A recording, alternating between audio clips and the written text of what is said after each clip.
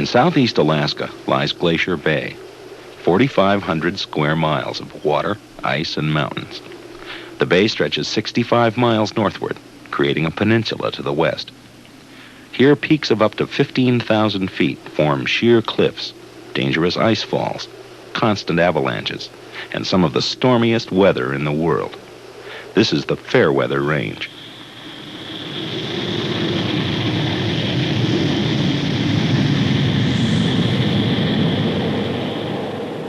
Three climbers head for the Earth's northern latitudes. Their destination is a remote peak in the heart of the Fairweathers.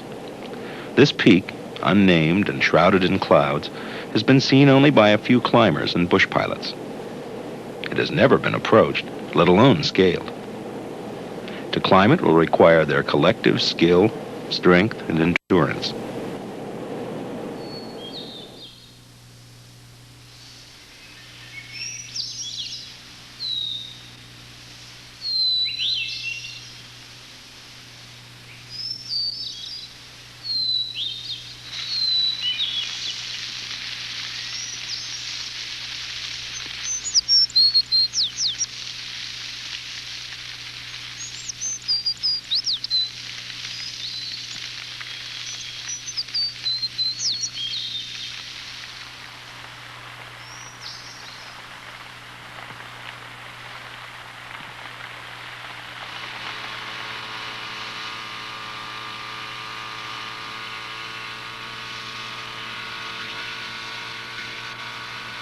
After 100 miles of motoring across a watery wilderness, the climbers draw near the upper reaches of the bay.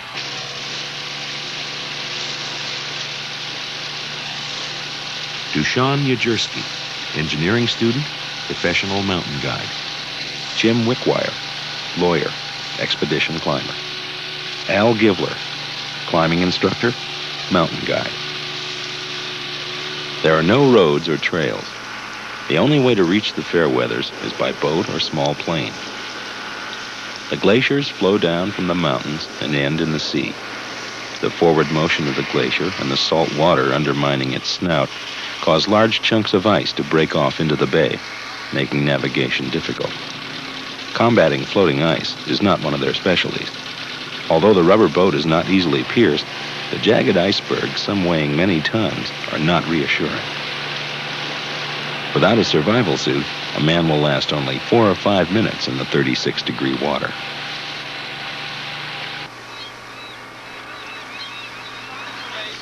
On the map, the Reed Glacier looks like a highway to the heart of the mountains. The only trick is to get to shore.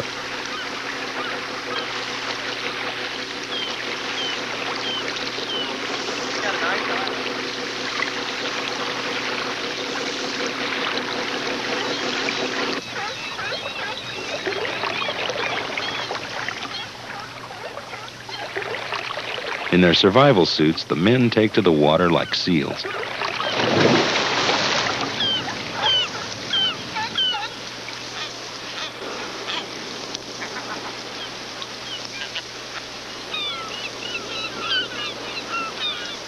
As if passing judgment on this bizarre sight, the Reed peels off 100 tons of vertical ice.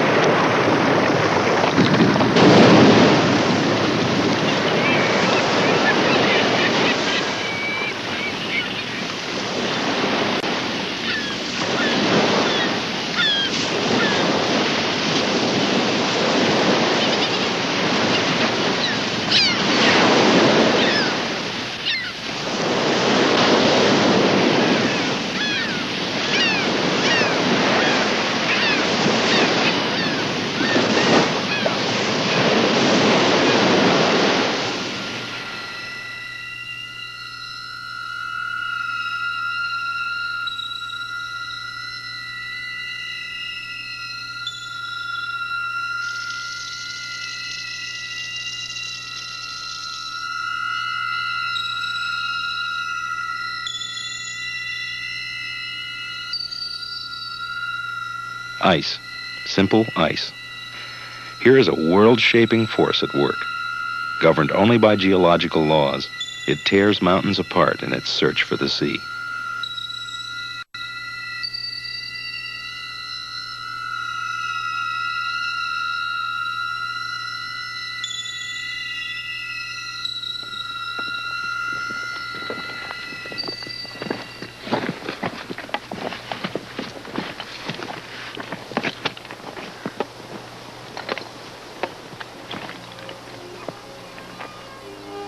600 pounds of gear has to be relayed 3 miles up the snout of the glacier.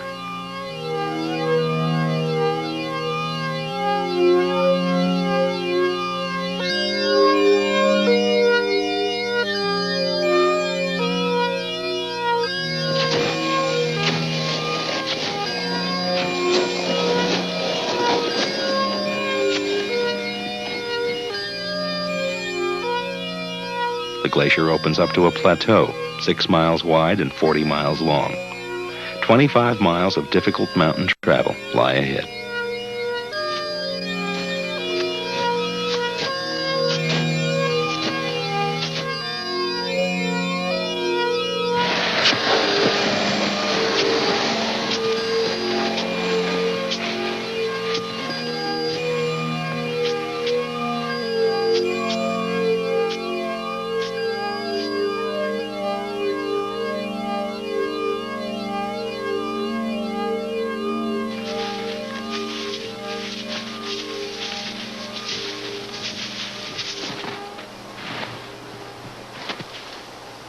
The landscape never seems to change.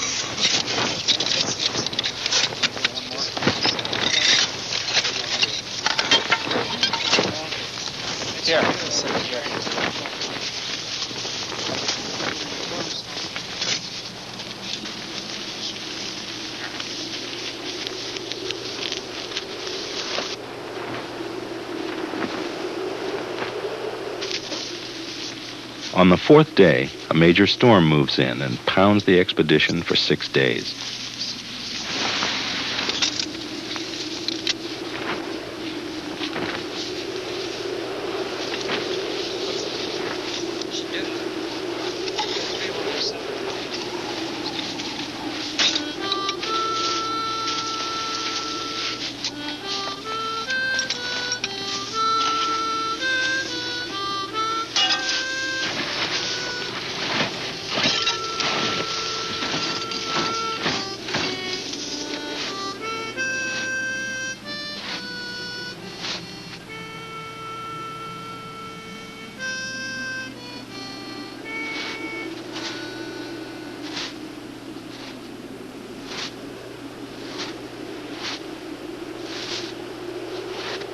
"10 days since leaving the boat, they have yet to see their mountain.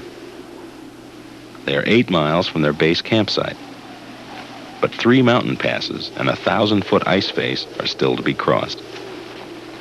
The storm has dropped 3 feet of snow, making the steeper slopes very unstable. But the men are days behind schedule, so with the first break in the weather, they push on.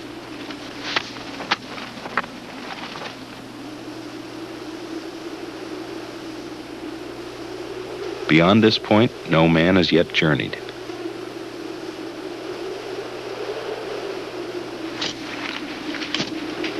They climb the ice face to the first pass at night, when the cold temperature decreases the chance of avalanches. But the storm returns with the night. The explorer Captain Cook first saw and named the Fairweathers in 1778. Some climbers are convinced he was also the last to see them.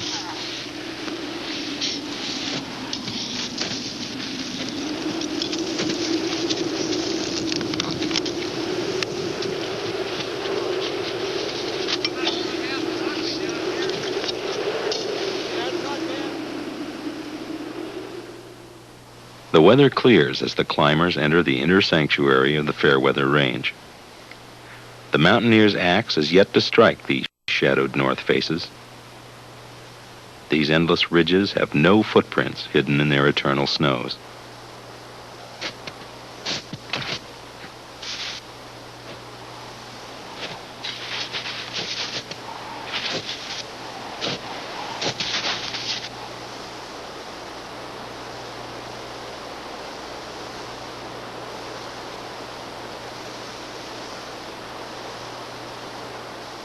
The three finally approach their base campsite.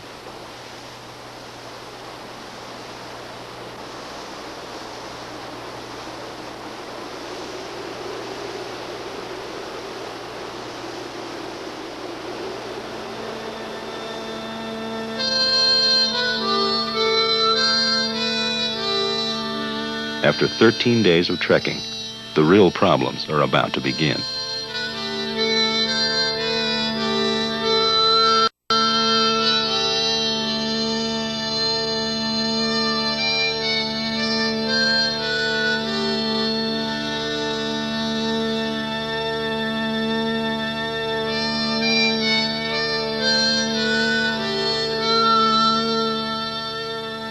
In this no man's land of ice and snow, the climb will be mostly on rock.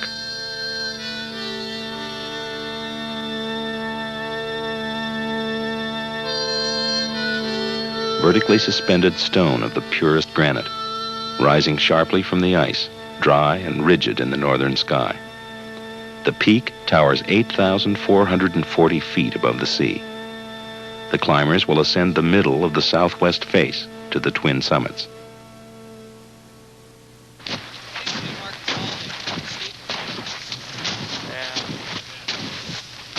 The only problem seems to be crossing those fronts because you don't see exactly the edges of them.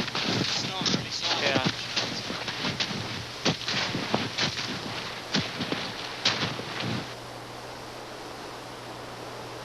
From the Nameless Glacier, the ice sweeps up to the foot of the Nameless Peak.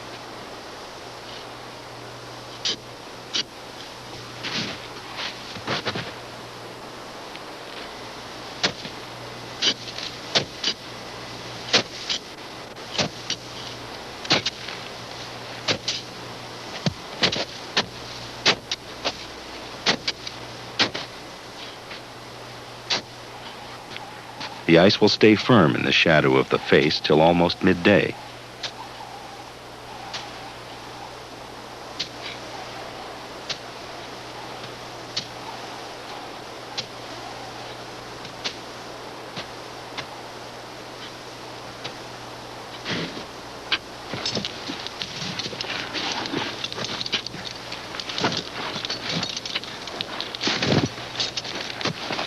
Relieved of their heavy loads, they almost float up the wall.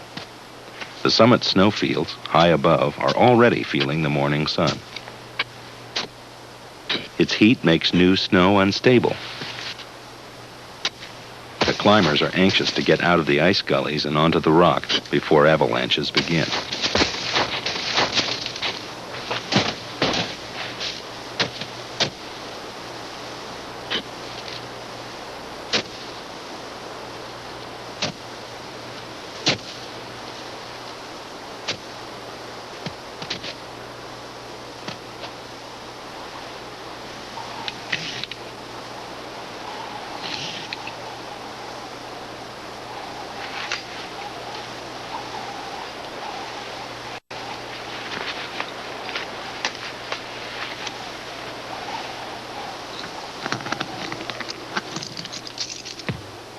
For Al Givler, the serious climbing begins.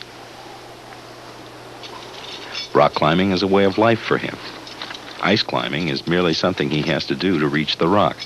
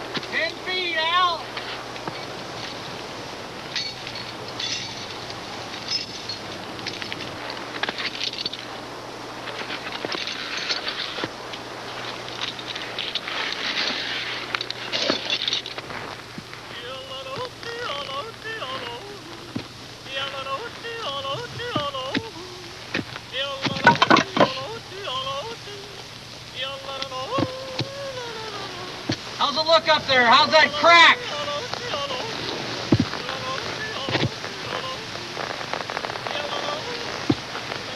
Slack, Doosan! In ice climbing, many things have to be considered. The temperature, the angle of the sun, what is beneath the surface ice, and how easily the ice shatters when placing ice screws. The substance the climber is dealing with is constantly changing. Rock does not change. The rock climber is not concerned with time or temperature, only with what is immediately in front of him. He cannot alter the rock with an ice axe to suit him. If the holes and cracks are vague, he must climb on his imagination.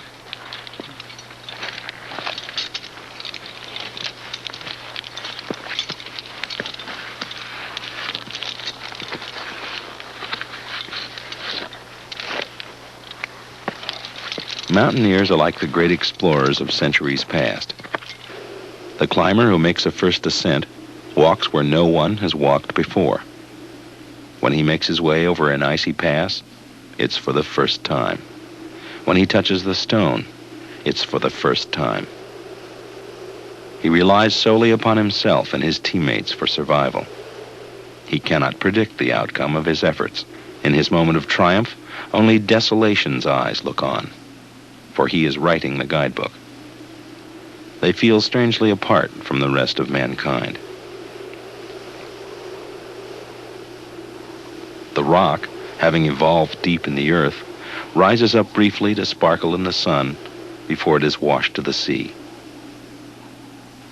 Yesterday, men thought the summits of mountains were the abodes of gods. For a few modern men, they have become lodgements for some private motive.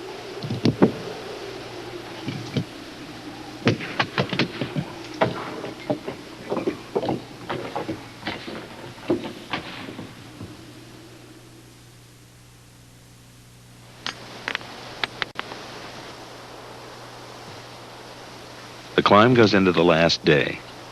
The rock becomes steeper.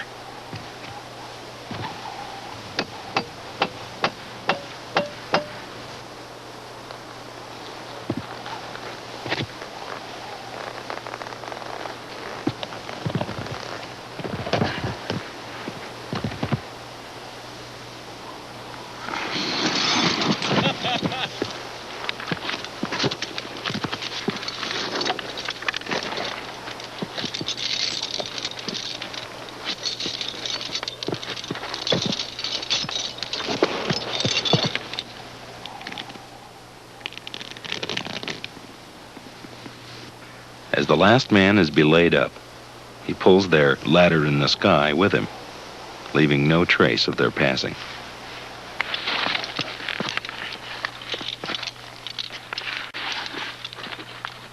Dushan, an ice climber at heart, spots a patch of snow and heads toward it.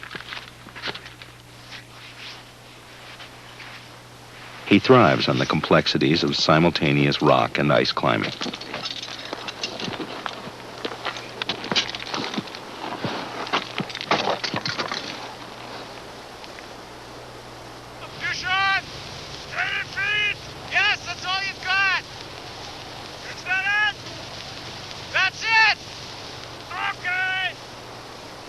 The ascent, if successful, will be technically more difficult than any previous climb in the Fairweathers.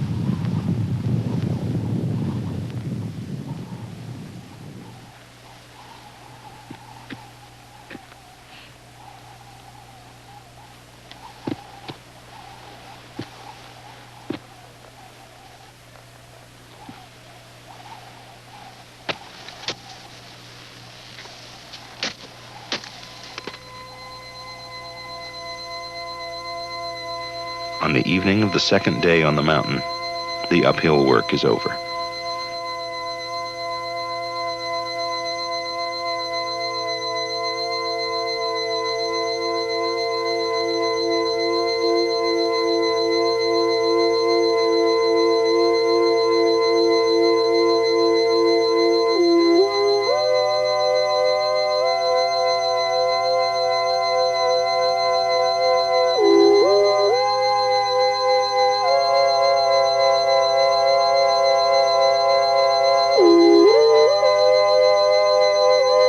The Fairweathers yield one more summit.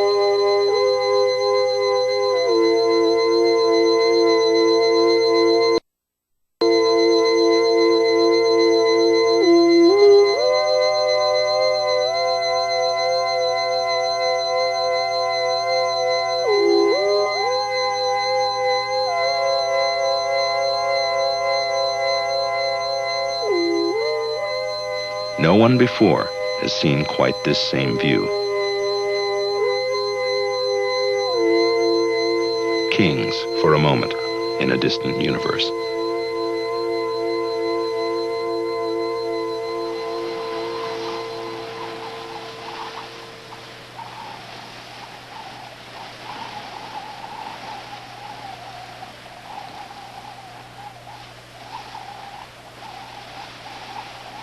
At 11:30, the sun set.